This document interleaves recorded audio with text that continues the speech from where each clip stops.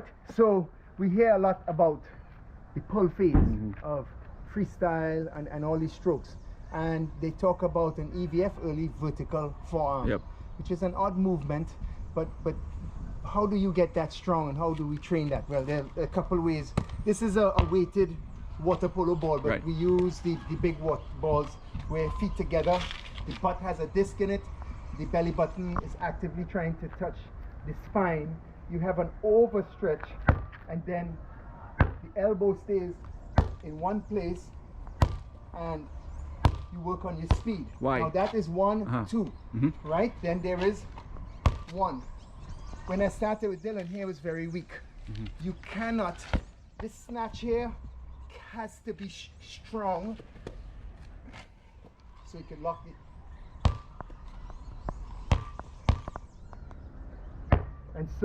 And then of course for the sprint, where we come outside the shoulder, elbow over the wrist here, to get the... So what you saw in him that you decided is what he needs to work on, and how has he improved since? His cadence was not optimal. And I realized in the butterfly that he has a sluggish hip movement. And because the hips, it's the core, slow hip, slow stroke. And so you'll do all kinds of other stuff that you think is happening fast, but the cycle is happening slow. And so we started working on him trying to be able to get back to work in time.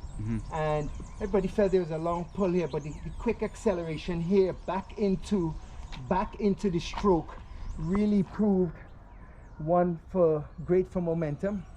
If the hands take too long to get back to the water, the body starts slowing down very quickly. And so if your cadence is off, your graph is you're gonna speed up and slow down, speed up and slow down, speed up and slow down. To get back here, once you could get back here, you don't give it enough time to decelerate or to get to a point of deceleration. And that was really, really very important. Also, there was a kick on his legs. There was a bit of overbending. A lot of the strong kickers tend to really try to accentuate that, but Dylan had good ankle flexibility, so we knew that he did not need to bend the leg that much. What are his feet like when he finished his kick? Does his feet flex back a little bit? Have you noticed that? It's not the best plantar flexion you've ever seen, but it's pretty good. And so he does require some bend, but what we were able to do was limit the bend on the knee by employing the active stretch in it. And so it's the whole leg that sort of moves the water. Also, he didn't have much of an up kick, and we were able to balance that. I use the analogy of the ruler and the worm trying to get into an action onto itself, so that there is no beginning and end. If there's a beginning and end to your underwater, that's not good, because it means you're doing something and then starting it over. The worm doesn't have a beginning and end. It just seems like everything's sort of going through that. So we were able to take that aspect of the underwater and make a difference with it. You know. What you all did today in practice, for instance, and you are today, 1 week off of one week off, so we put in the depth taper, and so we just did some kicks and stuff, but we also did some deadmans from a dead start. What's that mean? Coming up to full speed, where you just sort of lay in a streamlined position, looking at the bottom of the pool, totally relaxed, and then you get the signal. It's something that's used primarily to establish the neutral head position, which often catch a lot of people. You might ask, well, what is the joy of having a neutral head position? People just think, well, you're not looking up and you're not looking down. But the truth is, the force field of the body is formed when everything is perfectly organized. If you break that, the strength output goes down. Mobility principles, Kelly Starrett. He was a good explainer of that. There's a test that he does with the arm, where you're trying to resist his arm, but then you look down, and as soon as you look down, the hand fails also, right? And so there's this, people forget that. They tend to think about swimming in terms of this muscle and that muscle, but there's a connectivity between all of the muscles that form organized movement. Absolutely. Right? And when you sit down and you stand up, that's organized movement, right? All of my strokes start it must be safe, and in order to be safe, it has to represent an organized movement. If you're sprinting and you're in line with the shoulder or inside it, you're gonna see a doctor, right? Because the shoulders were not designed that way. Simply outside the shoulder a bit. And what was catching a lot of people is how the coach was explaining it to them. A lot of people try to relax and they get this sort of swimming going on. Just put enough charge in the hands, just enough to resist deformation, but to preserve relaxation. And you have it. Yeah. Right? But so the shoulders stay relaxed, a little charge in the arm. If it's not there, this is going to happen, this is going to happen, and all sorts of different things. One of the last things I like to finish with, one of the great things I think driving swimming now is the way we transition from a pull to the recovery. And used to be here, and then here, right? But here, look at the wrist. Fingers to the bottom of the pool. I get to the hip.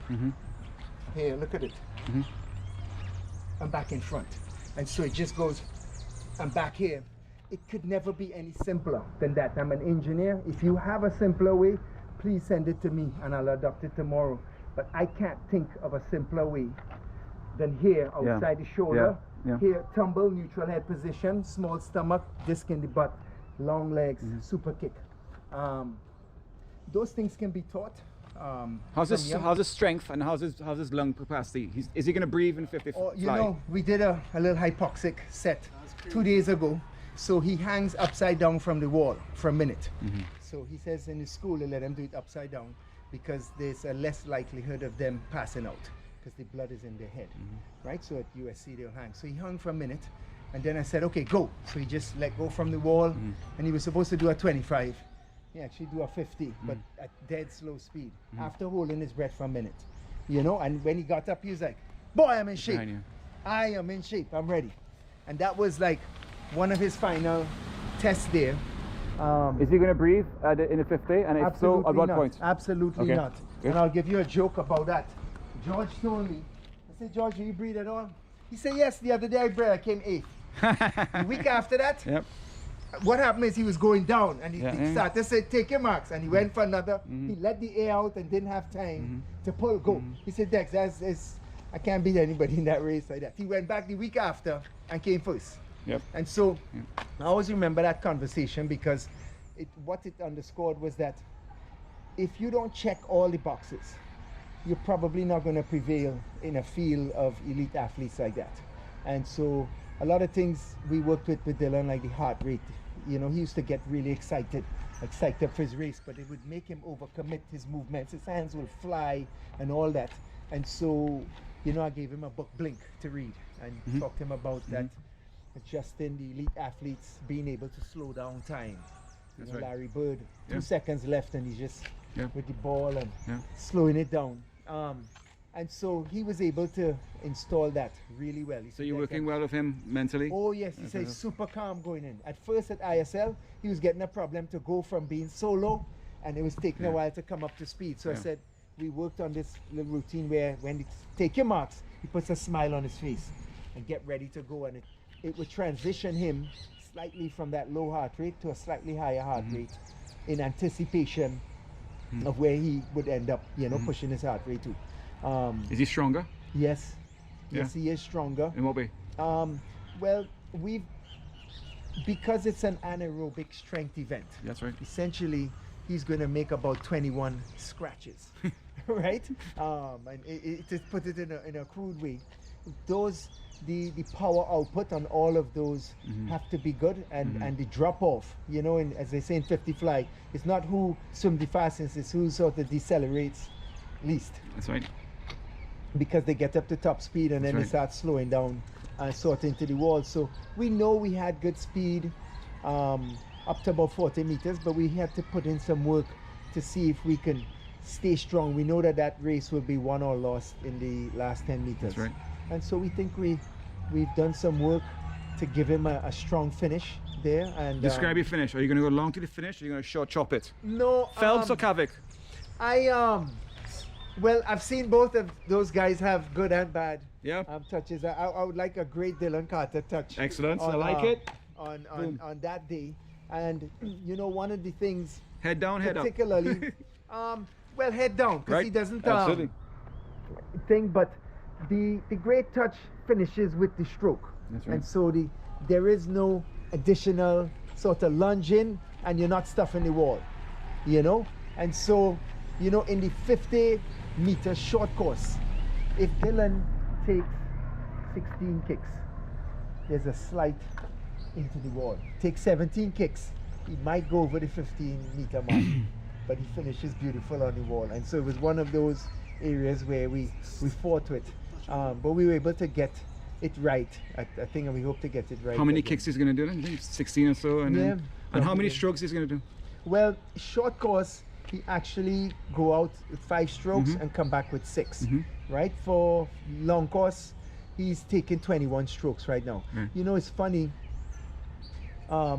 It used to be, I've heard the number used to be about 20 strokes, but right now we counted Nicolas Santos. He was at 21 strokes with 21.7, and he's about 21 strokes now. But that might drop a little bit, because as the power comes up and his weight goes down, he may get a slightly more distance per stroke when he's fully ready. Last question for you. Who's the fastest 50 flyer in the world? Dylan Carter, hands down. Boom.